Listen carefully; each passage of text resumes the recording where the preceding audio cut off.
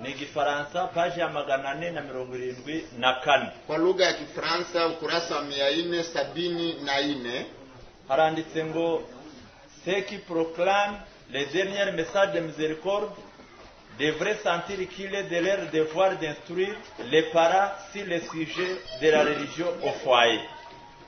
Abantu bamamaza ubutumwa buheruka bw'imbabazi, watu wanaotangaza habari njema ya mwisho ya rehema, bakwiriye kumva ko ari inshingano yabo kwigisha ababyeyi ingingo y'iyobokamana mu muryango. Wanapaswa kujua ya kwamba ni wajibu wao kufundisha wazazi kuwa na mambo ya dini katika familia zao.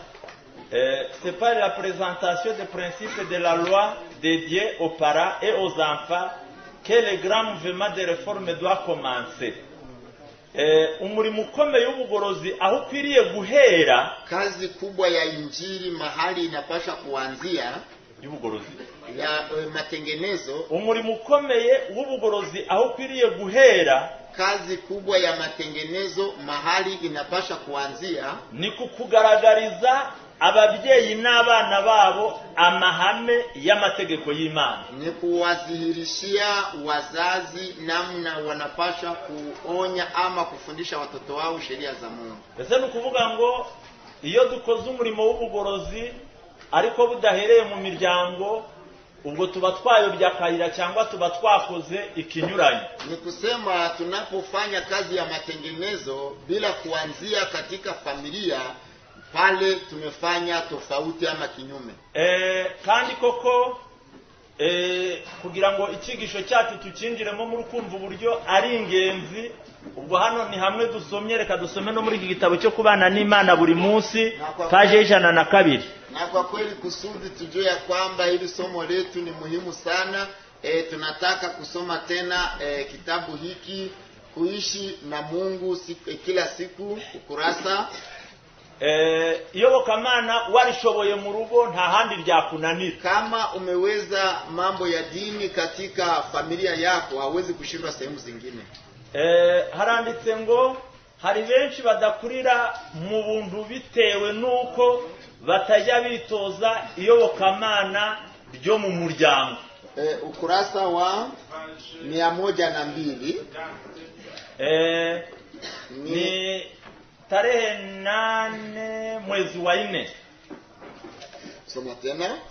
Ngaho mwumva ya magambo, hari benshi badakurira mu buntu bitewe nuko batajya bitoza iyobokamana yo mu muryango. Kuna watu wengi ambao hawakui katika mambo ya neema ama katika neema kwa sababu hawajali mambo ya dini katika familia zao. Abagize umuryango bagomba kwerekana ko bahorana imbaraga iva kuri Kristo. Wanaounda familia wanapaswa kuonesha ama kudhihirisha wakati wote kwamba wana nguvu ya neema ya Kristo. Bagomba gutera intambwe muri buri kamenyero n'ibikorwa. Wanapaswa kupiga hatua katika kila zoezi na matendo. Bityo bazaba berekanye ko bahoza mu bwenge bwabo igisobanuro cyo kuba umukristo. Kwa hivyo watakuwa wanaonesha ya kwamba katika akili zao kunakaa wazo la kuwa mkristo. Iri jambo rero rirakomeye mu ryiteho, riravuga ngo abashoboye kuba abakristo mu ngo iwabo ntibazananirwa kuba abakristo mu itorero no mu isi. Hapa anaandika ya kwamba wanaoweza kuwa wakristo wa kweli katika familia hawatashindwa kuwa wakristo wa kweli katika kanisa na katika ulimwengu. Ubuntu bw'Imana bubasha gutura gusa mu mutima uhora witeguye kwakira imbuto z'ukuri kwa gaciro. Neema ya Mungu iko tayari kuonekana tu katika mtu aliye na moyo ambaye anapatia uthamani mambo ya imani. Amahwa y'icyaha yamera mu butaka bwari bwo bwose. Michongoma ya dhambi inaweza kumea katika ardhi yoyote, kandi ntabwo akeneye kwitabwaho na haijali kwamba ijaliwe. Nyamara ubuntu bwo bugomba guhingirwa bukagaburirwa mu buryo bwitondewe. Lakini neema inahitaji kulimiwa na kuwekewa mbolea kwa njia ya kipekee. Iteka ryose amahwa n'ibitovu bihora byiteguye kumera niyo mpamvu umurimo wo kwezwa ugomba guhora ujya mbere ubudakuramo. Wakati wowote miiba iko tayari kuota sehemu yoyote, ndiyo maana neema inapaswa kujaliwa sana. Igisho ngaho mwumve niri naryo, igishoboza umuntu kugira imico y'igikundiro mu muryango, kinachomwezesha mtu kuwa na tabia yenye kupendeza katika familia, ni nacyo kizatuma agira igikundiro mu bikari byo mu ijuru, na ndiyo itamsababisha mtu kuwa mwenye kupendeza katika makao ama maskani ya mbinguni. Hepfo urugero rw'ubukristo bwanyu rupimirwa ku mico yo mu miryango yanyu. Kipimo cha Ukristo wenu kinawekwa katika maisha ya yenu katika familia. Ubuntu bwa Kristo bushoboza ubufite guhindura urugo rwe ahantu hanejeje haganja amahoro n'ikiruhuko. Neema ya Kristo inawezesha mtu kugeuza familia yake kuwa nafasi ya kupendeza na nafasi ya pumziko. Rero izi mpamvu yaba iyo twasomye mu hamwe muzingo wa kabiri niyo dusomye muri igitabo cyo kubana n'Imana, nizo zikwiriye gutuma ibi bintu tubyiga kandi tukabyumva neza. Basi sababu hizi ambazo tumezisoma katika kitabu cha Ushuhuda gombo la pili na yale ambayo tunasoma katika kitabu hiki cha kuishi pamoja na Mungu kila siku, ndiyo inatusababishia kujifunza somo hili na kuliweka katika sehemu nzuri ya kweli. Rero ikigisho cyacu kiraba gifite utugingo nka tunerekana ihute kugira ngo umwanya wacu tuukoreshe neza. Somo letu litakuwa na vipengele kama 4 na kuliweka katika sehemu iyobokamana mu muryango. Rero ibarigisho cyacu kiraba gifite utugingo nka abagize umuryango by'umwihariko umwanya wacu tuukoreshe neza. Umugabo n'umugore bashikamishije iby'idini mu gushikamisha iyobokamana mu muryango. Rero ibarigisho cyacu iyo abagize umuryango by'umwihariko umwanya wacu tuukoreshe umugabo n'umugore bashikamishije iby'idini mu gushikamisha iyobokamana mu muryango. Rero ibarigisho cyacu iyo abagize amenya yihariye amanya arabaha Imana bashikamishije iby'idini gushikamisha iyobokamana mu muryango. Ibarigisho cyacu iyo abagize amenya yihariye amanya arabaha Imana bashikamishije iby'idini gushikamisha iyobokamana mu muryango. Ibarigisho cyacu abakomeye mu by'iyobokamana ngo ariko ugasanga abana babo ari abashyitsi kumukiza. Kwenye kitabu cha vielelezo vya mafundisho ya Kristo gombo la kwanza kuna maneno ambayo yanaandikwa ya kwamba wapo wazazi wengi ambao unawakuta wako imara katika mambo ya dini ama mambo ya Kristo, lakini watoto wao wanakuwa wageni kabisa kwa Mungu. Nukuri kwa kweli icyo kintu kirashoboka. Hayo mambo yanawezekana. Ariko hari n'indi miryango uyu usanga iby'iyobokamana mu rugo bizwi, lakini kuna familia nyingine ambazo utakuta kwamba mambo ya imani, mambo ya dini katika familia yanaeleweka na yanajulikana. Kandi nubwo iwanje cyangwa iwawe byaba bitariyo, aho bisanze ujya wumva urwo rugo ari rwiza.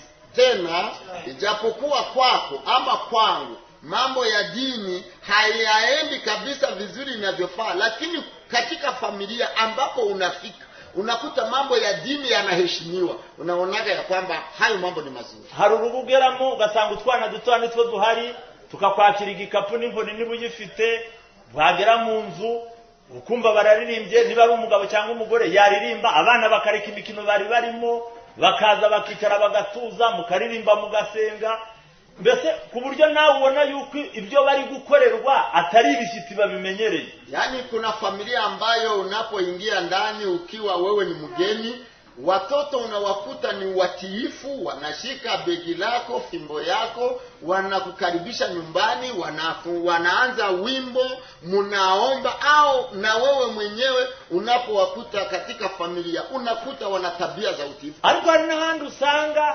ababyeyi basenga bafite n'inshingano, ariko mwanaririmba indirimbo mukagera ku gice cya nyuma bari gukinira nkaho ku muryango n'imikino batayireka, nibura ngo nabo baze kwiyunga kuri mwe ngo mukomezanye ibyo mugiye gukora. Lakini kuna familia nyingine ambazo unapoingia kwao, hata ukiwakuta wazazi munaimba wimbo kiasi kwamba mtaumaliza wimbo watoto wakiwa ngali wanacheza mlangoni, hawajali hata kuja kujiunga na ninyi. Hari imiryango itazi byo kwiga umurinzi hamwe.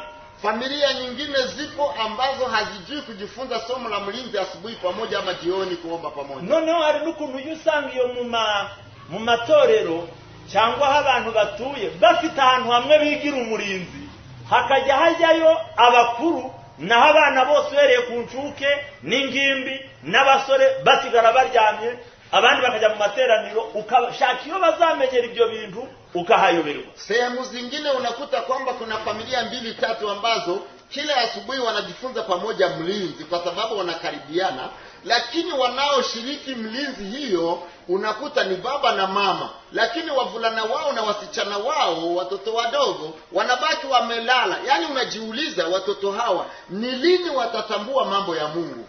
Hari abana bataganirizwa kw'abagize umuryango batanga kimwe mu 10. Kuna watoto ambao hawazungumuzi pamoja na wazazi wao, yani wazazi wawaambie uthamani wa kutoa zaka na sadaka, yani watoto wanakuwa bila kujua hicho. Hari abana batazi yuko ari inshingano yabo gufasha ababyeyi kwitegura isabato kuwanyuma. Wako watoto ambao hawajui ya kwamba ni majukumu yao kusaidiana na wazazi wao kujitayarisha kwa ajili ya sabato, siku ya maandalio. Mu byukuri ntabwo twagira iyobokamana rikomeye igihe amahame y'ibyo kwizera tutarayashingisha imizi mu mago yacu, uhereye kuba mugabo n'umugore n'abana n'abarugenda ngo bamenye ko urwo rugo rugengwa n'amahame ya Gikristo. Kwa kweli hatuwezi kuwa na imani halisi ama dini ya kweli ikiwa kwetu nyumbani baba na mama na watoto hawajashikiliana pamoja ama washirikiane na kukita mizizi kwa ajili ya mambo ya imani pamoja. Hari abana bariho batazi yuko mu gitondo iyo umuntu abyutse akaraba mu maso akanywa amazi, byo kunywa amazi akabatabizi. Wapo watoto ambao hawajui ya kwamba asubuhi kuamka ni kunawa uso alafu na kunywa maji, yani mafaa ya maji ya asubuhi watoto hawajui kabisa. Bayabonye agasururu akabona mata, nyuma akabona igikoma cy'ikibuyi, bikaba birangije akabatazi amahame yo kwirinda. Yani mtoto anajua ni kukunywa maziwa asubuhi, ni kukunywa msururu, ni kukunywa juice, baadaye uji lakini mambo ya maji asubuhi kabisa, mambo ya kiasi hawajui. Ariko ubugorozi bukomeye ngo bugomba gutangira, ngo butangiriye mu kugaragariza abagabo n'abagore amahame y'ibyobokamana uburyo agomba gushinga imizi mu miryango. Lakini matengenezo ya kweli kabisa yanaweza kueleweka vizuri na kuwekwa wazi duniani ikiwa yatakita mizizi katika familia. Ibi bintu reka nsome nk'ahantu habiri muri Bibiliya n'ibihamya bibiri abafite igitabo cy'umurimo wa Gikristo barakintiza. Ngaho reka dusome muri Yobu yabisubiyemo inshuro mu gitabo cya Yobu byasubiyemo inshuro zigera muri 2. Haya mambo tunasoma katika Biblia, kitabu cha Ayubu. Ayubu alisema maneno haya kama zaidi ya mara 2. Tunataka tusome mu gice cya 11 umurongo wa 13, sura 11 mstari wa 13, haranditse ngo nuboneza umutima wawe ukayitegera amaboko, niba hari ikibi kiri mu kuboko kwawe ugitekure, kandi we kwemera ko gukiranirwa kuba mu rugo rwawe. Yani ikiwa utatakasa moyo wako na kumkunjulia mikono yako, ikiwa kuna baa ambayo liko mkononi mwako ulitupilie mbali, usikubali viaka ziingie katika nyumba yako. Chaka kubabaza uyu murongo wemera ndanze mu rugo, ndanze we kwemera. Fungu hili la Biblia linakubali wewe useme mimi sitaki hili. Mbese mu kuvuga ngo ugomba gukira ku rutonde ibintu udashaka mu rugo rwawe. Yani ni kusema unapaswa kuweka kwenye orodha mambo yasiyotakikana katika familia. Abari mu rugo rwawe, abana, abashyitsi, abakozi, abahagenda bakaba bazi ngo kino cyo iwanje ntabwo kibayo. Yani wote ambao wako kwenye malango yako, wawe watoto wako, wawe wageni wanaotembea kwako, wajue ya kwamba hili halifanyiki hapa, halitendeki hapa, halikubaliki. Urabona ko hano hari intambwe 3 zivuzwe hano icya mbere ni ukuboneza umutima, icya kabiri ni ikibi kiri mu kuboko kugita kure, icya gatatu ni ugutemera yuko gukiranirwa kuba hehe. Yaani katika fungu hili kuna mambo matatu: ni kutakasa moyo, ni kutupa kitu kilichafu kilicho mkononi mwako, ni kukataa uovu wowote kuingia katika nyumba yako. 22 umurongo wa 22 n'ubundi 21 igice cya 22 umurongo wa 21 ugakomeza haranditse sura ya 22 mstari wa 21 kunaandikwa, noneho uyuzuze nayo ubona amahoro, ubwo nibwo ibyiza bizakuza. Basi ujiunge na yeye uwe na amani, hapo ndipo mabaya hayatakuja kwako. Ndakwinginze wemera amategeko ava mu kanwa kayo, na kusihi ukubali sheria zinazotoka kinywani mwake, n'amagambo yayo uyashire mu kanwa kayo, na maneno yake uyaweke moyoni mwako. Nugarukira ishobora byose, ukimugeukia au muweza yote, ugashyira gukiranirwa kure y'urugo rwawe, na kuweka uovu wote mbali na nyumba yako, uzakomera, basi utakuwa imara. Isezerano ryo gukomera mu by'Imana nuko umuntu ashyira gukiranirwa kure ya hehe. Yaani ahadi ya kuimarika katika mambo ya Mungu ni kwamba uweke uovu mbali kabisa na nyumba yako. Ntabwo dukwiriye kudohoka cyangwa ngo tudohore kugeza ubwo gukiranirwa kuba hafi y'ingo zacu. Hatupashi kukata tamaa ama kulegea na kulegeza kamba kiasi kwamba uovu uingie kabisa na kukaribia nyumba yetu. Amahame yo kwizera tugomba kuyiga tukayamenya, tukayigisha imiryango yacu, abagore n'abana bakayamenya tukayahagararira, niko ibyanditswe byera bivuga. Misingi ya imani tunapaswa kuijua na kuipenda na kuishika na kuifundisha wake zetu na watoto wetu, familia zetu zinajua, ndivyo maandiko matakatifu yanashuhudia.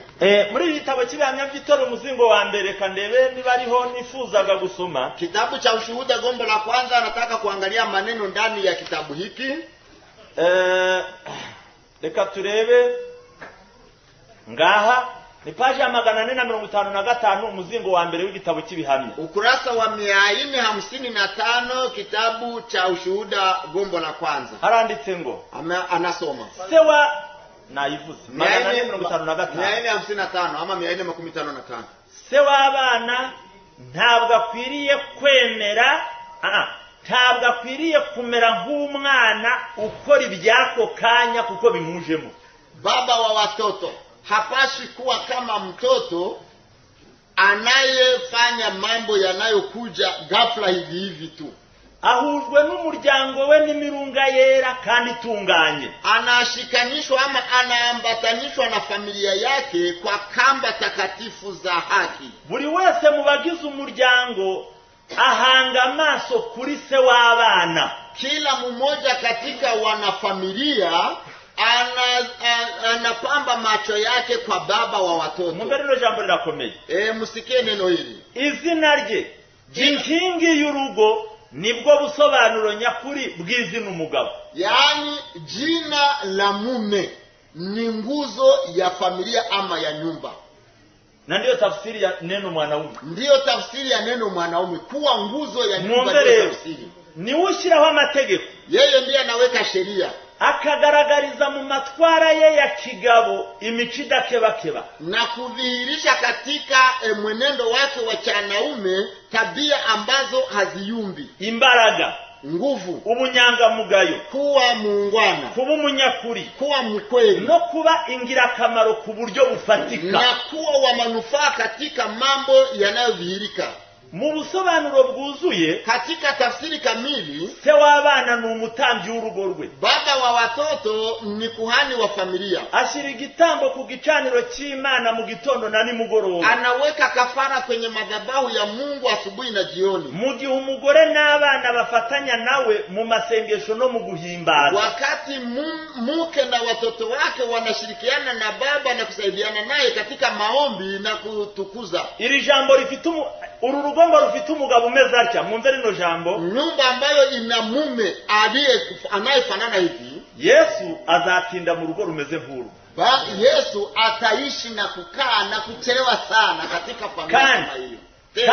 Tena binyuze mu mbaraga ye ikangura, kupitia nguvu yake inayoamsha, ugutangara kuri mu byishimo kw'ababyeyi kuzumvikanira hagati y'ibizaba biri kuba byuje icyubahiro bavuga bati, kushangaa ambapo ni kwa kuheshimika kunako kuishi katika wazazi kutasikika kukisemwa hivi. dore ndi hano n'abantu Uwiteka yampaye. Tazama mimi niko hapa na watoto ambao Bwana amenipa. Bazaba bakijijwe, Watakuwa wameokolewa. bakijijwe, Wanaokolewa. bakijijwe by'iteka ryose. Wakiokolewa milele na milele. Mbese ubwo murukumva ko rwa rugo rufite umugabo, ariko utuntu uwo mugabo ngo agomba gukora kugira ngo Yesu najya agera muri urwo rugo ngo ajye agenza ajya hatinda. Yaani mambo ambayo baba anapasha kufanya kusudi Yesu anapokuja achelewe hapo kwenye nyumba hiyo. Bwa mbere bavuze ngo mu busobanuro bwuzuye se w'abana ni umutambyi w'urugo rwe. Yaani kwa tafsiri kamili ni kwamba baba wa watoto ni kuhani wa familia yake. Ashira igitambo ku gicaniro cy'Imana mu gitondo na nimugoroba. Anaweka kafara kwenye madhabahu ya Mungu asubuhi na jioni. Burya ngo ni nawe ushyiraho amategeko. Eti yeye ndiye anaweka amri ama sheria zinazoongoza familia. Noneho urwo rugo rufite gahunda igendera ku mahame y'ibyo kwizera ngo Yesu yahagera tuyihute kuhava ngo akajya. Kumbe nyumba hii ambayo inaongozwa na misingi mitakatifu, Yesu anapoingia hapa na kuangalia utaratibu uliopo anachelewa hapo. None ngo hari ikivugo bazivuga ngo kirimo gutangara, ngo kirimo kuvuga ngo ndi hano n'abantu Uwiteka yagenje ate. Kuna maneno ya shangwe ambayo watayatumia wakisema mimi ni hapa na watoto ambao Bwana amenipa. Eri nawe taranditse inshuro eshatu ngo bazaba bakijijwe by'iteka ringaniki. Nabii anaandika hapa mara tatu ya kwamba familia hiyo itakuwa imeokolewa na imeokoka milele na milele. Bazaba batuwe kukononekara kwazanywe mu isi no kwifuza. Watakuwa wamewekwa huru kabisa katika mambo ya uharibifu ulioletwa duniani na kutamani. Kandi binyuze mu byo Kristo yakoze na kupitia aliyoyatenda Kristo bazaragwa kudapfa. Watapata urithi wa kutokufa. Nabonye ko base b'abana bake cyane aribo basohoza inshingano yabo. Niliona ya kwamba wababa wachache sana wa watoto. Wababa wachache sana ndio wanatimiza mambo haya. Ntabwo bigeze biga kwitegeka, hawakujifunza kujitawala ama kujimudu. Kandi igihe cyose bazaba batari biga iri somo, na wakati wowote ambapo watakuwa hawajajifunza somo hili. Somo ryitwa ngwiki? Kwitegeka. Yaani kujitawala ama kujimudu. Bazakomeza gukora nabo umurimo wo kuyobora abana babo. Wataendelea kutenda isivyo ama vibaya kwa kazi hii ya kuongoza watoto wao. Kwitegeka gutunganye rwose kuzakora nk'imbaraga y'urukundo ikurura kandi ireshya mu muryango. Yaani kujitawala kunako hitajika kutatumika kama nguvu ya upendo inayoongoza familia. Igihe bimaze kugerwaho, wakati mambo haya yatafikiwa, intsinzi ikomeye ibigezweho, ushindi kamili utakuwa umefikiwa. Ubwo nibwo bashobora kwigisha abana babo kwitegeka. Hapo ndipo wale wazazi wanaojitawala watafundisha pia watoto wao kujitawala. Ibi ngibi kugira ngo tubigereho, haya kusudi tuyafikie, bisaba kubitangira igihe. Inabidi kabisa tutoe muda ama tutenge muda. Kuko Satani azicho iyobokamana mu rugo rimaze. Lakini kwa sababu shetani anajua mafaa ya mambo ya dini ama ya imani katika familia, nawe ngo afite uko yapanze. Shetani naye ana namna alipanga mipango yake. Kandi tena mu byukuri aya magambo ngiye gusoma, buriya hari umuntu waherutse kutubwira ngo uburyo bwiza bwo kwiga. Kwa kweli maneno haya anayotaka kuyasoma, anasema kwamba kuna mwalimu mmoja aliyowahi wafundisha namna nzuri ya kujifunza. Yavuze ngo bifite inzira enye. Anasema kwamba kuna namna ine ama njia ine ya kujifunza. Ngo nukureba uwigisha, kwanza ni kumtazama mwalimu, nukwandika, ni kuandika, nukugereranya ibyigishijwe n'ubuzima bwawe, ni kulinganisha yanayofundishwa na maisha yako, no kubitekereza igihe umaze kwiga ukabigarura mu bwenge, na kuyatafakari baada ya kujifunza yanarudi ndani ya akili. Noneho reka dusoma aya magambo kugira ngo tuyagereranye nuko tubayeho, kandi buri wese gwitike murumva ko ntawe turi bubaze. Basi tusome maneno haya tuyafananishe na vile tunaishi, na hakuna mtu ambaye tutauliza. Paji ya 253 umurimo wa Gikristo, 253 kazi ya ama huduma ya Mkristo. Haranditse ngo buri wese ashobora kugira icyo akora. Kila mmoja ana uwezo wa kufanya jambo fulani. Bamwe birengagiza za nshingano bafite ku bana bagira bati, baadhi wanashindwa kujali majukumu yale walio nayo kwa watoto wakisema, haranditse ngo inshingano zanjye zo mu rugo hamwe n'abana banjye binsaba igihe n'umutungo. Majukumu yangu ya familia ama ya nyumbani pamoja na watoto wangu vinanidai muda hata na gharama. Babyeyi, abana banyu bagomba kubafasha kongera cyane imbaraga zanyu n'ubushobozi bwanyu mu murimo wa shobuja. Wazazi, watoto wenu wanapaswa kuwaongezea na kuwazidishia nguvu na uwezo katika kazi ya upendo. Kasome 255. Ukurasa wa 255. Satani nije jambo naimba ngo Satani nawe yarapanga. Hapo ambapo amesema kwamba shetani naye amepanga mipangilio yake. Satani arakoresha imbaraga ze zose kugira ngo atandukanye abantu n'Imana. Shetani anatumia nguvu zake zote kusudi atenganishe watu na Mungu. Kandi tena agera ku migambi ye aho asanze imibereho y'ibyobokamana yararohamye mu mirimo. Tena anafikia malengo yake wakati anakuta ya kwamba watu mambo ya imani yamekwama na kuzama katika shughuli za kazi zao. Bese murumvise? Imugamba afite nuko kudutandukanya n'Imana. Lengo lake ni kututenganisha na Mungu.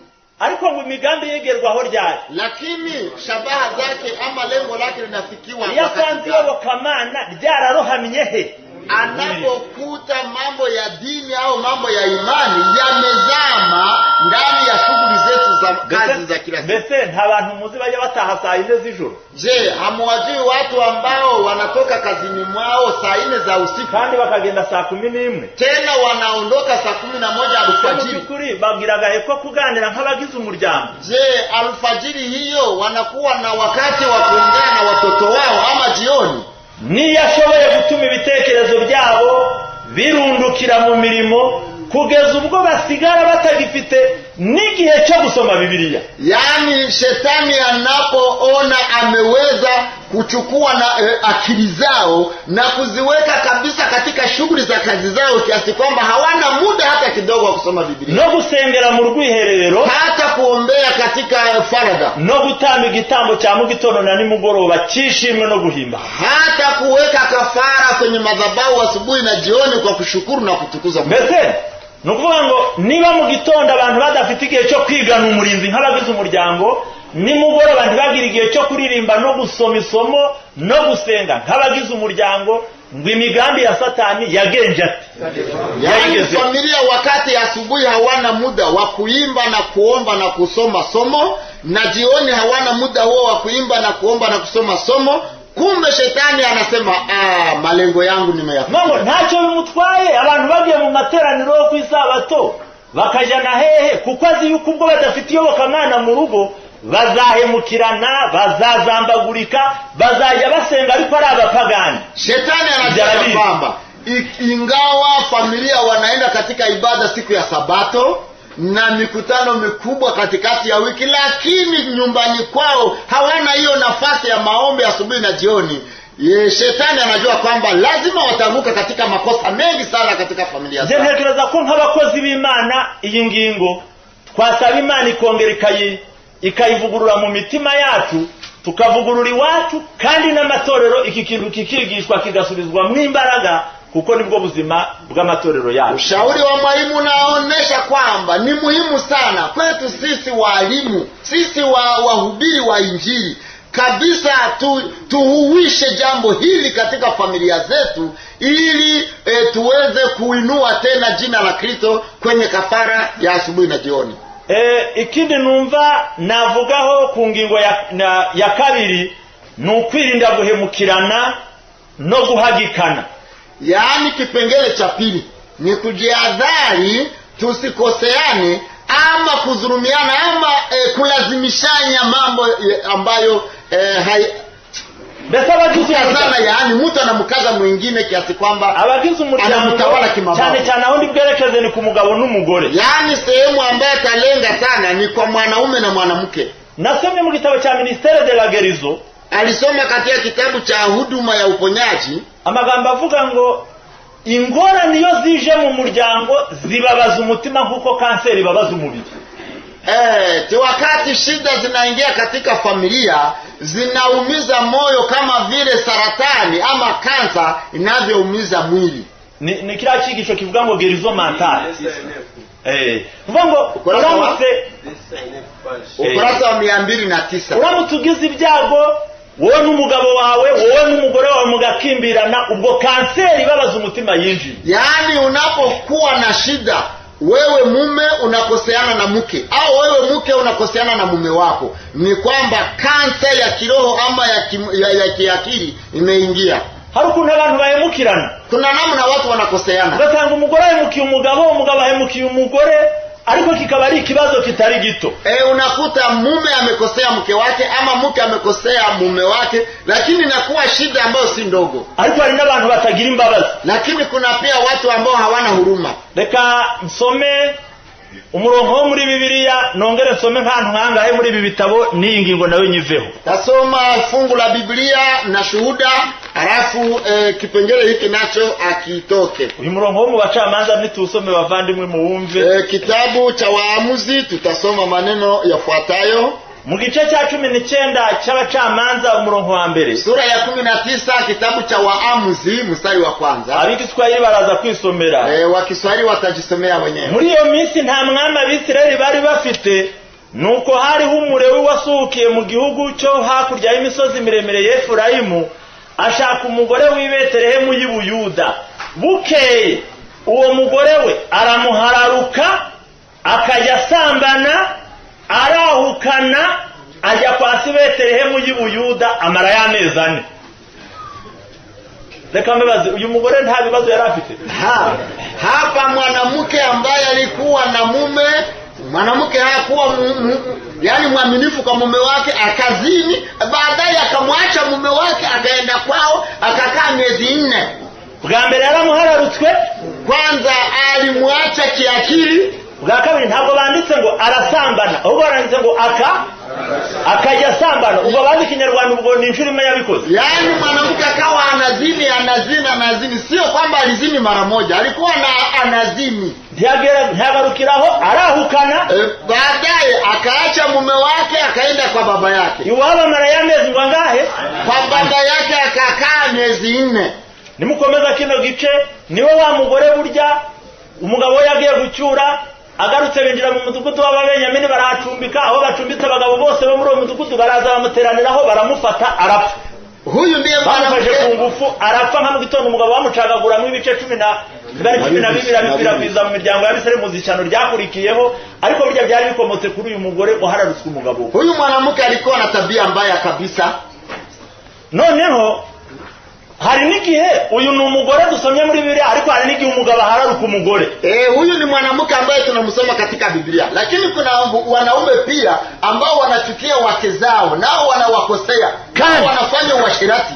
Iyo gahararo gashize hakaza guhararukanwa, guhemukirana bihinduka umushinga. Wakati upendo unaisha, halafu mume na mke wanachukiana, basi kunakuwa na kutengana kiakili. Muri kino gitabo cy'Abami muzingo wa 2, katika kitabu hiki cha Ushuhuda gombo la 2, hari umugabo Elena White yandikiye. Kuna mwanaume ambaye dada White alimwandikia. Yarantangaye, ntabwo nzi ko ibintu byakwandikwa. Mwalimu hakuwa anajua kwamba haya mambo yanaandikwa.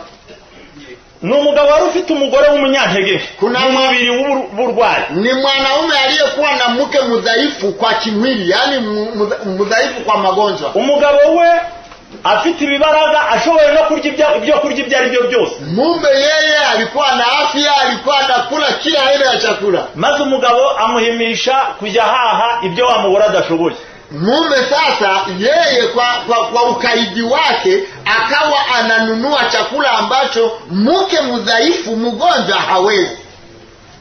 Reka ni 296 ngere na 7. Kurasa wa 296 na 97. Haranditse ngo 199. 96 na 97. Ijana na 196. Na 200. Muramba bari. Ni 196. 196. haranditse ngo anasoma Ushuhuda Mambo la Pili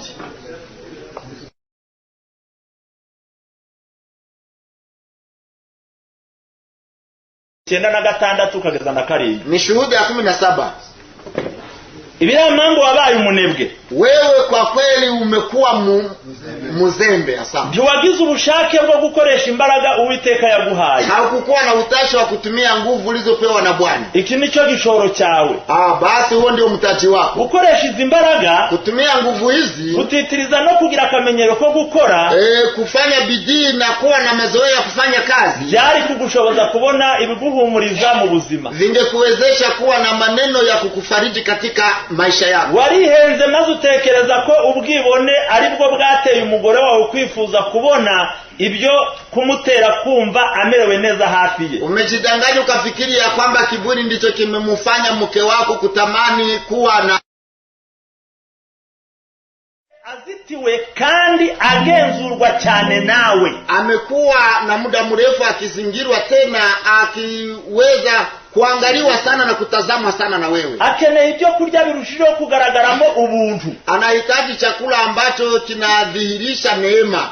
Ibiryo birushijeho kuba bihagije ku meza ye. Anahitaji kupata chakula ambacho kinafaa na kinatosha kwenye meza yake. Ndetse mu nzu yakeneye ibintu bituma yumva guwe neza kandi atekanye. Na katika nyumba yake anahitaji kupata mambo ya usalama na kuwa na raha. Uko bishoboye kose ibintu byatuma yoroherwa mu murimo we. Vile uwezavyo vyovyote, namna mambo ambayo anaweza kumfanya awe na nafuu katika maisha yake. Nyamara wabonye ibintu mu buryo bubi. Lakini wewe ulitazama mambo kwa upande mbaya. Watekereje ko hafi ikintu cyose gishobora kuribwa ari cyiza bihagije. Wewe ulifikiria kwamba kila kitu ambacho kinaweza kuliwa ni kizuri kwa kutosha. Niba cyarashoboraga kubafasha bakabona kandi bagakomeza kugira imbaraga. Kama kingeweza kuwasaidia wawe na afya.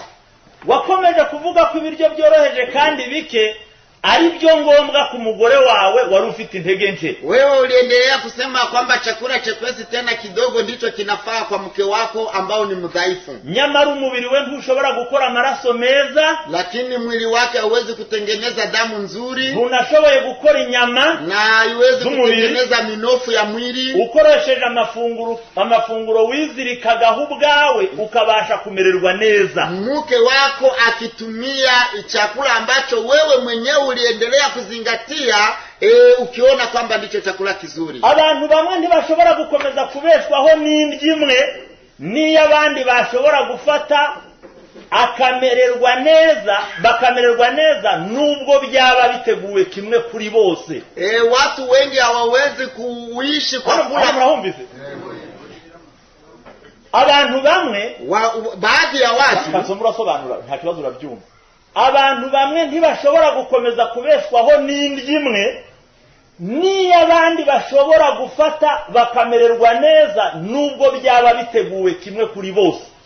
Bavuga ngo nshobora kugira ibiryo ndya na kamarade aribyo yariye, ariko ngewe bikambeshaho uwe ntibimubeshaho bitewe n'imiterere y'umubiri we. Yani ni kwamba ingawa sisi wote tunaishi pamoja, tunaweza kula chakula aina moja, lakini hakita tujenga sawa sawa. Uri mukaga ko guhinduka umuntu ukabya. Wewe uko katika hatari ya kuwa mtu ambaye unapitisha kipimo. Umubiri wawe washoboraga guhindura ibiryo bikocamye kandi bikennye bikavamwa amaraso meza. Mwili wako ulikuwa na uwezo na nguvu ya kugeuza chakula ambacho hakikamilike kinakuwa damu nzuri kwako. Ingingo zawe zikora amaraso zimeze neza. Yani viungo vyako vinavyotengeneza chembe za damu vinatumika vizuri. Nyamara umugore wawe akeneye igaburo rishijeho kuba indobanure. Lakini mke wako yeye anahitaji chakula ambacho kimetengenezwa vizuri na kuchaguliwa vizuri. Ariko ntabwo nzidi kila kintu muri kucyumva neza. Lakini sijui kama hili mnalisikia vizuri. Uyu mugabo yarabiryaga kumva ibibaraga biraje, akumva ingufu arazifite, none hagikira umugore aho ngaho ngo ibindya bikamfasha nawe nibyo ugomba kujugenza uti. Yani mwanaume yeye alikuwa anakula anajihisi kushiba na kuwa na nguvu, anasema hiki chakula ninachokula na wewe mke wangu ndicho utakula tu.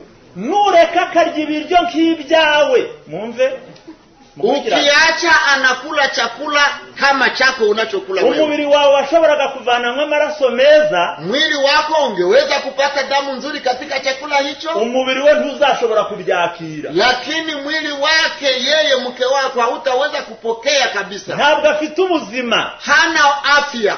Kandi akeneye ibyo kurya bigwiriyemo ibitunga umubiri kandi bikawuha imbaraga. Na anahitaji chakula ambacho kinaweza kujenga mwili na kuipatia nguvu. Yarakwiriye kubona imbuto zihagije. Alikuwa anahitaji kupata matunda ya kutosha. Kandi ntazirikirwe ku bintu bimwe uko iminsi ije indi gataha. Na asifungiwe tu kwa vitu vya aina moja siku kwa siku. Afite ubuzima buke, ana afya kidogo, ararwaye, ni mgonjwa. Kandi ibyo umubiri ukeneye bitandukanye cyane n'ibyo umuntu ufite ubuzima bwiza akeneye. Tena vitu ambavyo mwili wake unahitaji ni tofauti kabisa na vile ambavyo mtu aliye na afya anahitaji. Ntabwo dukwiriye kwemera kujya duhagikana mu ngo zacu. Hatupaswi kuwa watu ambao wa kutawala kimabavu ama kusumbuana. Wenda uzananirwe kubimuhari uko ubushobozi bwabuze, ariko ntukabimwime umuhagikishije kurya ngo ajye arya ibyo nawe ugenje ute. Uwe na uwezo kidogo ushindwe kumkamilishia kile ambacho kinakubaliwa na kinahitajika, lakini usimnyime na kile ambacho una uwezo wa kupata. Iyi ngingo reka nyiveho nsomye ya magambo. Hata acha kipengele hiki baada ya kusoma maneno yafuatayo. Ibintu byitwa guhararukanwa abantu bakanganirana mu mutima kandi bagize umuryango ni ibyago bikomeye. Yaani watu wa familia moja, mume na mke na watoto kuchukiana na wao ni watu wa nyumba moja, ni ole kubwa sana. Kuri paji y'umuzingo wa mbere, paji ya 576, kurasa wa 576, kitabu cha kwanza cha Ushuhuda. Ni gihamya umuzingo wa mbere, gihamya cha 14. Yaani ni Shuhuda ya 14, kitabu cha Ushuhuda gombo la kwanza. 576 576 ama 576. Mwene data na mushiki wacu se, ndugu na dada se, ibyanyu byanyujijwe imbere yanjye mwiyereko. Mambo yenu yamepitishwa mbele yangu nikiwa katika maono. Igihe nitegerezaga imibereho yanyu, nilipotazama maisha yenu, yangaragariye nk'ikosa riteye ubwoba. Ilionekana kwangu kuwa kosa kubwa sana. Mwene data se, ndugu si, ntabwo ugira amatwara yo kwishima, hauna mwenendo kabisa wa raha ama furaha. Kandi kuba utishimye, tena kuwa hauna furaha wowe ubwawe, wewe peke yako, bituma udashobora gushimisha n'abandi, inakusababishia hata kutofurahisha wengine. Uyu nguyu ahagarariye abagabo bose bajye bataha bajumitse. Yaani huyu anasimama pa nafasi ya wababa wote wanaotoka kazini kwenye shughuli zao wakiwa wamenuna. Ntabwo wimenyereje gukuza ubwuzu, haukujizoweza kuwa mwenye kutabasamu, ubugwaneza n'urukundo muri wowe, yaani kuwa mwenye mpole na upendo ndani yako. Aya magambo muyumve neza cyane ko no mu muco wacu abenshi dufite umuco wiyanditse mu maraso, nubwo wenda tugerageza kwiyumanganya uvuga yuko umugabo uje yarakaye kaza atavuga hariwe mugabo uri bwubahwe mu nzu. Wengi wanajua wako na tabia ya mazoea tu ya kwamba mume ambaye anarudi nyumbani akuwa amevimba, amefura, amenuna, ndiye mwanaume ambaye anaheshimiwa na magambo kurikiyo muyumve neza. Hapo muyasikie. Umugore wawe yababaye mu mibereho ye yose y'urushako rwe. Mke wako amepatwa na huzuni katika maisha yote ya kuolewa kwake. Asonze impuhwe zawe. Alikuwa anatamani kupendwa yana utabasamu wako. Imibereho yanyu y'urushako yabaye cyane nk'ubutayu. Maisha yenu ya familia ama ya ndoa ilikuwa kama jangwa. Icyakora ubutayu buri mu duhuru tw'icyatsi kibisi duke. Lakini ni jangwa ambalo lina vichaka vidogo vidogo vya kijani kibichi. Abasha gusubiza amaso inyuma yibuka akadushimira tibyari ngombwa ko bimera bityo. Anaporudisha macho nyuma kwenye maisha ya kwanza hapo mbele, anakumbuka, anashukuru tu, lakini isingekuwa hivyo. Anavyoranditse ngo umugabo wese ngo najyaje mu rugo, garuka mu muryango wawe ufite mu maso hakeye. Yaani mashauri ya maandiko, unapotoka kwenye shughuli, rudi nyumbani katika familia yako ukiwa na uso wenye kung'aa, ufite impuhwe, ukiwa na rehema, ubugwaneza n'urukundo, ukiwa na upole na upendo. Nyandiko iravuze ngo ibyo hayo ibyo bizakubera byiza kuruta gutanga amafaranga ugurira umugore wawe imiti. Yale yatakuwa mazuri bora kwako kuliko kutoa pesa ukinunulia mke wako dawa, cyangwa wishyura abaganga bo kumuvura, au ukilipa madaktari wanaomutibu. Ubuse niba mubyumvise neza, hano baduciriye umushinja uvuga ngo kama mnasikia vizuri hapa wanatuambililia wakisema nini? Ubwo ya marenga atubwiye yuko hari indwara barwaye batewe nuko utaha wagenjute. Yaani hapa wanatuonesha ya kwamba wake zetu wana magonjwa walioyapata kwa sababu tunapotoka kwenye shughuli zetu tunafika nyumbani tukiwa tumenuna, tumekasirika. Ikigisho muzagisome mukirangize ndabibasabye. Ili fundisho mutalisoma anatuomba. Murabona ko igihe kitashobora kutwemera ko dusoma birebi. Munaona kwamba muda hauturuhusu kusoma mambo marefu. Ariko baranditse ngo urukundo ntirushobora gukomeza kubaho rutigaragariza mu bikorwa bigaragarira amaso, kimwe nuko umuriro udashobora gukomeza kwaka ntankwi. Upendo hauwezi kudumu kama haonekane katika matendo yanayodhihirika kwa macho. Matendo ya kuchochea huo upendo. Matendo yanayochochea ule upendo, kama vile moto hauwezi kuendelea kuwaka bila kuchochewa na kuni. Buri udukorwa twiza ukore wo mubana ngo nitwo tuba turi kwenyegeza rwa ruki. Yaani matendo mazuri unayoyatenda mbele ya watoto ndizo kuni ambazo zinachochea ule upendo. Hakuja baranditse ngo indwara rwaye nukuribwa imitsi. Ugonjwa alio nao huyu mama ni maumivu ya mishipa. Iyabi imibereho ye y'urushako yari myiza, yajyaga kuba ari ku rwego rwiza rw'ubuzima. Maisha yake ya ndoa yangekuwa mazuri, naye angekuwa kwenye hatua nzuri ya maisha. Iri naryo muri cyakaronko riravuze ngo nyamara mu mibereho yanyu yose y'urushako dayimoni yagiye abumushyitsi mu muryango wanyu. Lakini katika maisha yote yenu ya ndoa, pepo mchafu alikuwa ndiye mgeni wenu kugira ngo abishime hejuru kubw'ubuhanya mwari murimo, kusudi afurahi juu yenu kwa sababu ya uzoefu mliokuwa ndani. Yego. Reka icya gatatu kangwa kagingo ka gatatu nukumenya kurera.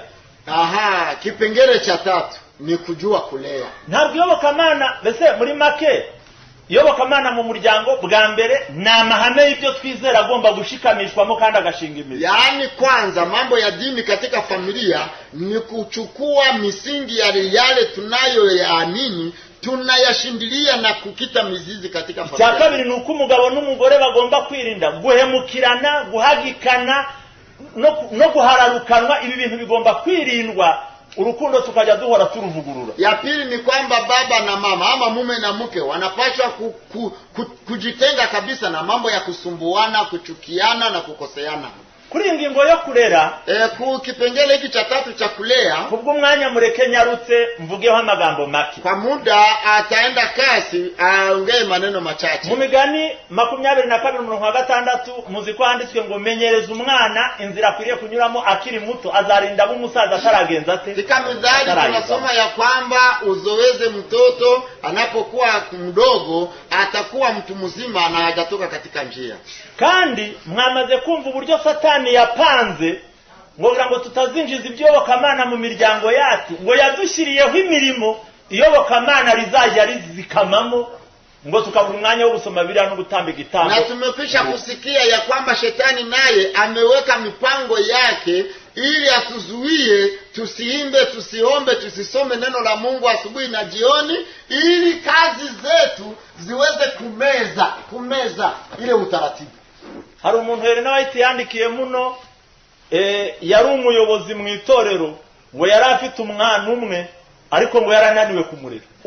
Aha, Ellen White kuna maneno aliyoyaandika kuhusu baba mmoja ambaye alikuwa kiongozi wa kanisa na alikuwa na mtoto mmoja tu, lakini alikuwa ameshindwa kumulea. Ndatekereza ari page ya 372 ukurasa wa 372 yamwandikiye amagambo menshi. Ni ibihamya by'itoro umuzingo wa 4 ushuhuda wa kanisa gombo la 4 ukurasa wa 372. Mwatangira haravuga ngo ndashaka kubwira wowe n'umugore wawe, nataka kukwambia wewe na mke wako, umwanya w'inshingano mufite mu murimo w'Imana, nafasi mlio nayo katika majukumu ya kazi ya Mungu, unsaba kugira icyo mvuga mu bibazo bijyanye n'imyitwarire. Unanitaka mimi niongee jambo fulani katika mambo ya mienendo yenu. Urugo rwawe kubijyanye n'ibirukorerwamo, nyumba yako kulingana na yale yanayofanyika ndani, ruzashyira gikomeye mu murimo w'Imana. Nyumba yako itaweka jeraha kubwa sana katika kazi. Ariko murumvise ngo urwo rugo ruzashyira igiki, yani gikomeye mu murimo w'Imana. Hiyo nyumba itaweka jeraha kubwa sana katika kazi ya Mungu. Ujya gusoza iyo subi yaravuze ngo niba udashobora kuyobora umwana mutumwe ari nayo nshingano ufite by'umwihariko, ntabwo uzigera ubona ubwenge bwo kwita ku nyungu z'iby'umuka z'itoro rya Kristo. Kama hautaweza kuongoza mtoto mmoja tu uliye naye na ndilo jukumu lako, hautaweza kujua faida ambazo zinapatikana katika kazi ya Kristo. Rero ni byiza ko tuyatumenya nuko Satani yapanze. Ni vizuri tuwe tunajua na kugundua mipango ya Shetani. Mperutse gusoma ahantu nka 2 muri kino gitabo. Kuna sehemu 2 ambazo alisoma katika kitabu hiki Shuhuda gombo la 4. Ngiye gusoma hamwe handitse mu muzingo wa 6. Wenda twebwe abari hano n'abadukurikiye bumva uko Satani yapangiye abana. Atasoma fungu ukurasa mmoja, alafu baadaye ataingia sehemu nyingine tuangalie mipango ya Shetani kwa watoto. 414 uyu muzingo wa 4. 414 gombo la 4. Haranditse ngo abagabo n'abagore bafite ubunararibonye, wanaume na wanawake walio na uzoefu, bakwiriye kumva ko iki ari igihe cy'akaga gakomeye ku rubyiruko. Wanapasha kujua ya kwamba huu ndio wakati wa hatari kubwa sana kwa wavulana na wasichana. Rurugariro. Je, watoto wamezingirwa? Uziko mu burezi handitse ngo kuvisi yaremwe ngo nta kindi gisekuru kigeze kigwa n'urubyiruko nk'iki turi. Yaani katika kitabu cha malezi imeandikwa ya kwamba hakuna nyakati ama kizazi ambacho kimepatwa na ole kubwa sana kutoka kwa Shetani kama vile wakati huu tuliomo. Ariko buriya rero itiandika mu magambo YouTube yari hari. Wakati dada White aliandika maneno haya, utandawazi wa Facebook, YouTube, WhatsApp haikukua. None se uwamuzana buna kabibona. Sasa huyu nabii kama leo hii anaonekana niba igihe cyarabonye arico kibikuruta ibindi byose, ubwo kino cyacu dufite imvugo twakoresha. Kama wakati wake aliona ya kwamba huo ndio wakati mbaya kabisa kwa watoto, aho umuntu ashobora sasa wakati huu ni namna gani? Aho umuntu ashobora kwigira ibibi mwishuka ryamyemo, telefoni kamuzanira isi yose akayibana nayo mwishuka uryamye, nawe aryamye muri iyo shuka, ibibi byose ashaka kubona biraba. Yaani mahali ambapo mtoto mvulana ama msichana atalala kitandani mwake, anajifunika shuka yake, kisha anavuta YouTube, Twitter, analeta TikTok, vyote vya dunia nzima vinakuja mbele yake. Wewe uko chumbani mwako na yeye yako chumbani mwako. None hano baranditse ngo abagabo n'abagore bafite ubunararibonye bakwiriye kumva ko ikari igihe cy'akaga gakomeye ku rubyiruko. Yaani wababa na wamama wanapaswa kuwa na uzoefu wa kujua ya kwamba huu ndio wakati mbaya sana wa hatari na ole kubwa kwa watoto. Urubyiruko rugoswe n'ibishuko impande zose. Yaani wavulana na wasichana wanazingirwa na machafuko ama na vikwazo sehemu zote. Kandi mugiye gutembanwa n'umuraba byoroshye, tena wakati ambapo zoruba ama mafuriko yanaweza kuwaporomosha kirahisi, harasabwa imbaraga zikomeye cyane zo kurwanya umuraba w'ikibi. Inabidi pawepo na nguvu kubwa sana ya kupinga nguvu za uovu. Ngaho muzirikanira ijambo. Mujali sana neno lifuatalo. Guheza urubyiruko mu cyaha ni umugambi wa Satani yizeho neza. Kudumisha watoto wavulana wasichana katika dhambi ni lengo la Shetani ambalo wamelipangilia vizuri. Kuko icyo gihe aba yizeye neza ko afite umuntu mu biganza bye, kwa sababu wakati huo anatumaini kwamba binadamu amekuwa katika mkono wake ama katika kiganja chake. Umwanzi w'imitima yuzuye urwango rwinshi cyane yanga umuhati wose ukorwa mu gushishikariza urubyiruko kuja mu cyerekezo cyiza. Adui Shetani ambaye anachukia mioyo, ana lengo ama anachukia bidii yote ambayo inafundisha watoto kuelekea kwenye mwelekeo mzuri. Satani yanga ikintu cyose kizaha abantu gusobanukirwa neza Imana n'umukiza wacu. Shetani anakataa kila kitu ambacho kitamupa mwanadamu kuelewa Mungu na mtoto wake Mwokozi. Kandi imbaraga ze zerekezwa by'umwihariko ku bantu bose bari mu mwanya mwiza wo kwakira umucyo uva mu ijuru. Tena nguvu zake zinaelekezwa kwa watu wote ambao wako kwenye malengo mazuri ya kupokea nuru ya nguvu kutoka mbinguni. Azi neza ko intambwe yariyo yose abantu batera basanga Imana izabaha imbaraga yo gutsinda imitego ye.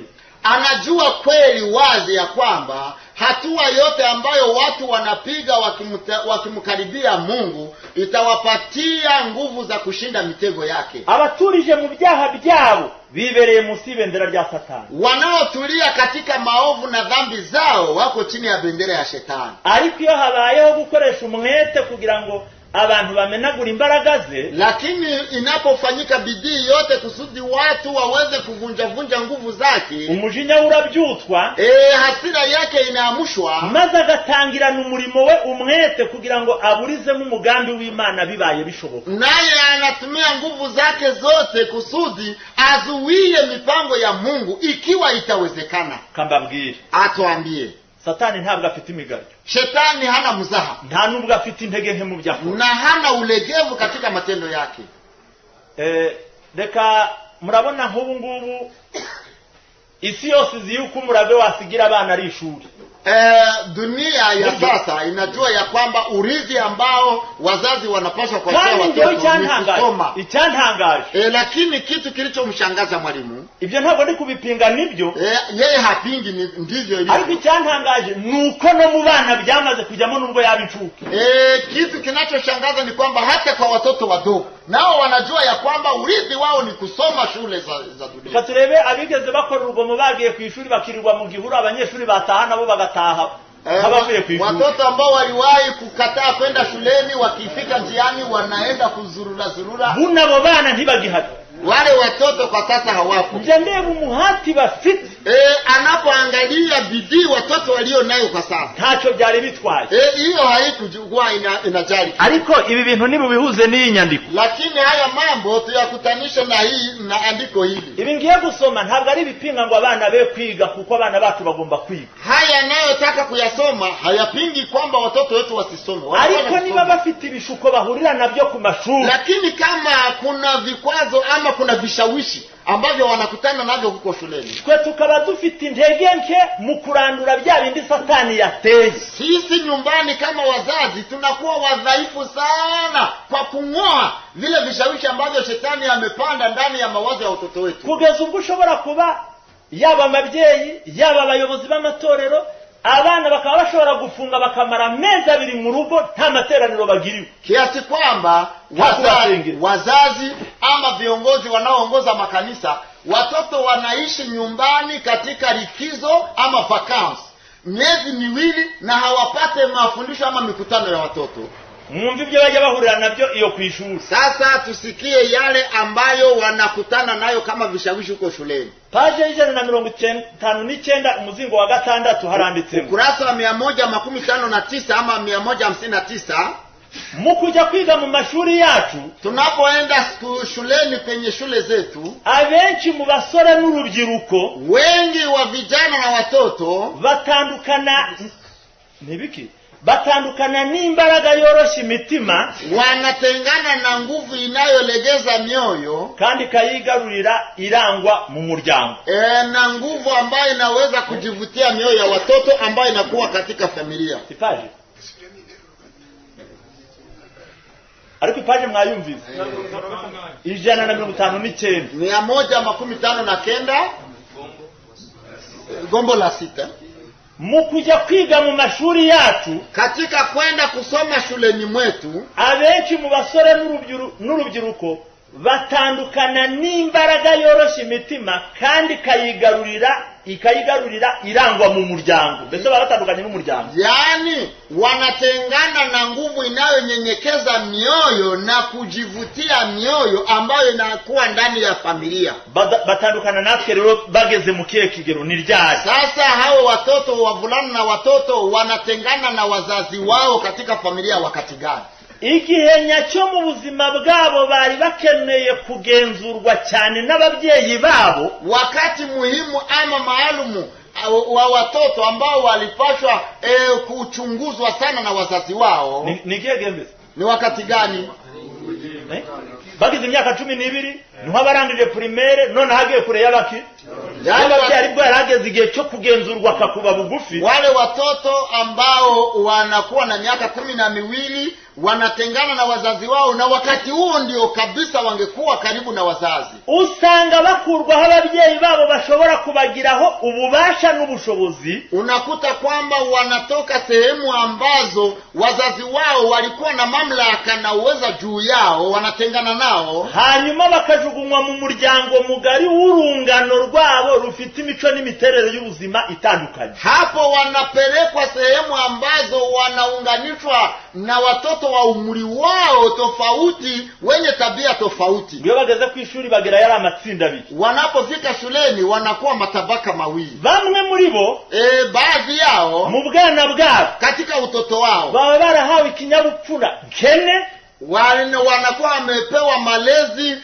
potofu ama ambayo hayatosheki, bityo ugasanga badafite ishikizo kandi nta bitekerezo bihamye bafite. Unakuta ya kwamba hawana malengo na hawana mawazo yanayokamilika. Mungu nta kintu bigeze babuza, yani hawakukatazwa chochote kile. Iyo yanzi bibamuhibi yasabibi bakabimuha, nta kinyabupfura ntigeze atozwa, nta kubaha, nta bikigeze hapo. Yani hakufunzwa chochote cha utiifu na anakula anavyotaka na maisha yake ni potofu kabisa. Abandi nabo kurundi ruhande, wengine sehemu nyingine bagiye bashirwa bigiture gikabije, walilelewa kabisa kwa kutawaliwa kimabavu, ku buryo batekereza, walilelewa kwa ukali kiasi kwamba wanafikiri ya kuwa igihe bari kure y'ukuboko gusa n'ukubashize ku ngoyi, wanapokuwa mbali ya mkono unaokuwa kama umewafunga kamba, noneho baba babonye umudendezo wo gukora ibyo bishaka. Basi hapo wanakuwa na uhuru wa kutenda matakwa yao. Itsinda rya mbere ni ritarigeze ritozwa ikinyabupfura. Yani kundi ya kwanza ya watoto ni wale ambao hawakufundishwa chochote cha utiifu. Abategekeshejwe igitugu bagera ku ishuri bakumva noneho ari nki baboho. Kundi lingine ni wale waliotawaliwa kimabavu, kuchapwa kwa ukali. Sasa wanapofika mbali na wazazi wanasema tuko huru sasa. Bahinyura igitekerezo icyari cyo cyose cyo kubakumira. Wanadharau na kukejeli wazo lolote la kuwazuia kutenda maovu. Bityo rero, kwa hiyo akaga k'urubyiruko n'abasore, hatari ya vijana na watoto kariyongera cyane, inaongezeka sana bitewe no guhura kwa ayo matsinda, kwa sababu ya kukutana kwa hayo matabaka mawili. Aya matsinda yombi yahuriye ku ishuri ngo akaga k'urubyiruko n'abasore ngo kagira gate. Matabaka haya mawili yanapokutana shuleni kwa mchanganyiko wa watoto hao wote, basi hatari inaongezeka. Niho muzasoma mu muzingo wa mbere w'igitabo cy'ibihamya, hapo ndipo mtasoma katika gombo la kwanza ushuhuda ni umuzingo wa gatatu paje 154. Ushuhuda gombo la 3 ukurasa 154 ama 154. Ho baranditse ngo ababyeyi bajya batungurwa. Wameandika kwamba wazazi huwa wanafikiwa ghafla ngo no kubona bari baratumye abana baba manota ngo bakazana imico mibi n'ubumuga.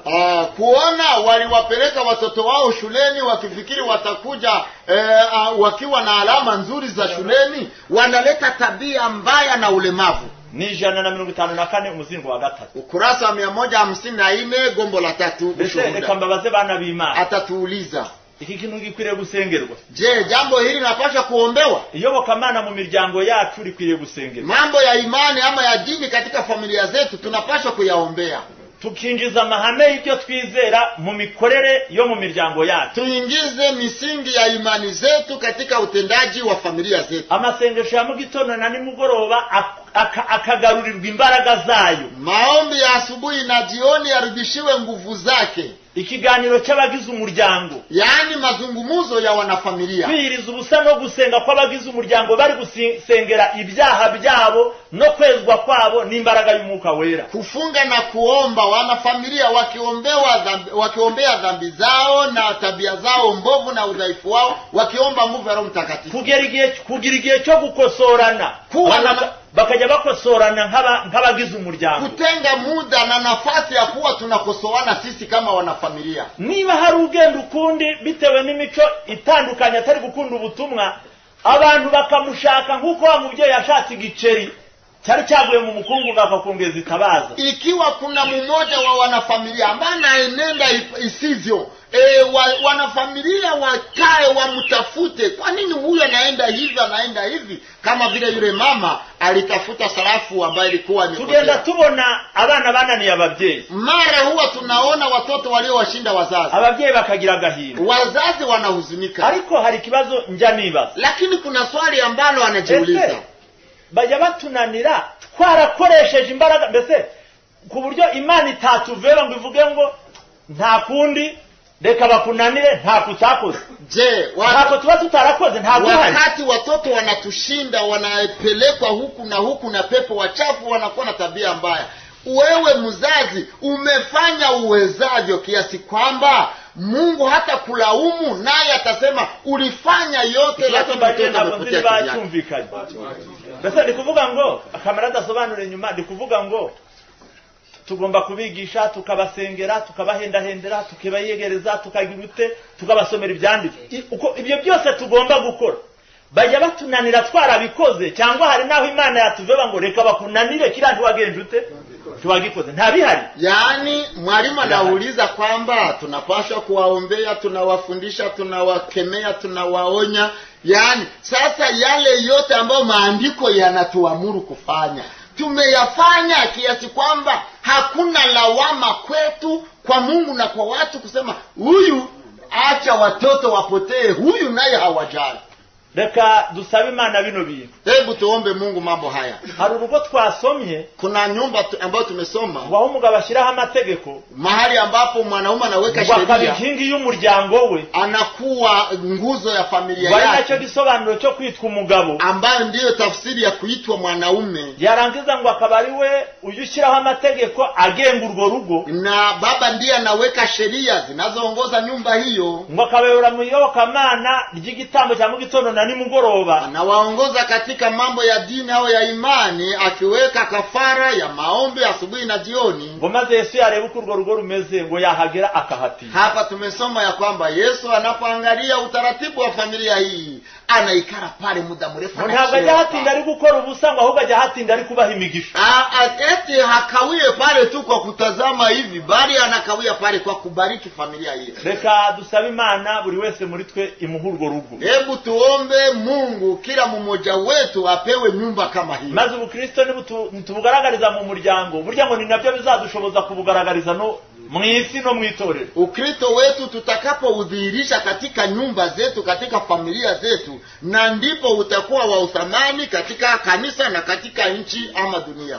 Kubw'igihe reka ningingo yari isigaye Imana izatwigisha ikindi gihe, ariko nashaka kuvuga n'uburyo bwo gushakira urugo. Niyo yari ingingo ya kane, uburyo bwo kurushakira ibirutunga nabyo ni bimwe mu by'ingenzi bituma umuryango ugira umutekano. Kwa sababu ya muda ni kwamba kipengele kingine kilikuwa ni cha namna ya kutafutia nyumba ama familia malisho ya kuwasaidia, ya kuwalisha, kwa sababu nayo inaleta usalama nyumbani, lakini muda hauturuhusu. Aho ni Zaburi 128 umurongo wa mbere. Hapo ni Zaburi 128 mstari wa kwanza. Aho ni Imigani 31 umurongo wa 10. Zaburi iri yavuze ivuga ku mugabo gutungwa n'ibiva mu maboko ye, naho hariya ni wa mugore mwiza ugira imirimo. Hiyo Zaburi inasema ya kwamba mume analishwa na nguvu za mikono yake. Mithali sura ya 31 mstari wa 10 ni kwa ajili ya mwanamke ambaye anafanya kazi. None ijambo dusorezaho kuri iyo ngingo ari naryo dusorezaho mu cyigisho, neno la mwisho kwenye kipengele hiki ambalo itakuwa la mwisho pia kwa fundisho letu, hano hari amagambo hari avuga ngo ni page ya 360 urugo rwa Gikristo, nyumba ya Mkristo, ukurasa wa 360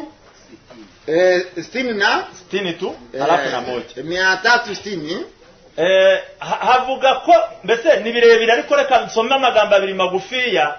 Havuga ko umuntu wese kugira ngo urugo rumererwe neza agomba kugira umwete wo gukora, ariko akagira n'ubwenge bwo kuzigama ibyo yabonye. Yani ni kwamba mtu yeyote kusudi familia yake iwe nzuri na raha, ni kwamba anapaswa kuwa na bidii ya kufanya kazi, alafu na kuweka akiba ya yale ambayo amefaidika. Haranditse ngo hari ubwoko bw'ubwigenge bushimwa. Eti kuna aina ya uhuru unaokubaliwa ama unaosifiwa. Nta gisa no kwitunga ukarya nta ubanje gutegera ikiganza. Yani kitu cha maana zaidi ya mambo mengine ni kujilisha mwenyewe na kukula bila kuombaomba.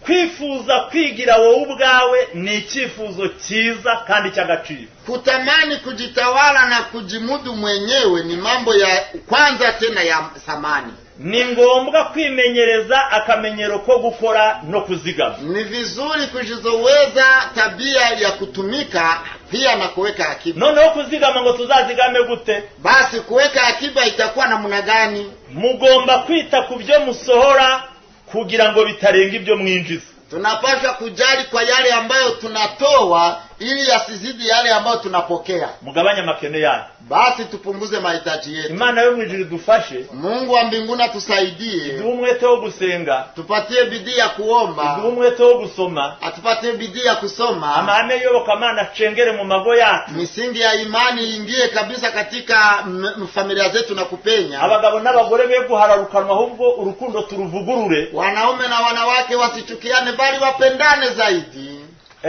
Kandi abana bacu dusaba Imana itwigisha uburyo bwo kubarera. Na watoto wetu tuombe Mungu atufundishe namna ya kuwalea. Ibi bitabo birimwe ibintu. Hivi vitabu vina akiba.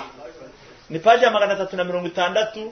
360 na 361 nyumba ya Mkristo ni pale. Kandi Imana iduha ubwenge bwo kumenya gukora, iduhe n'imbaraga.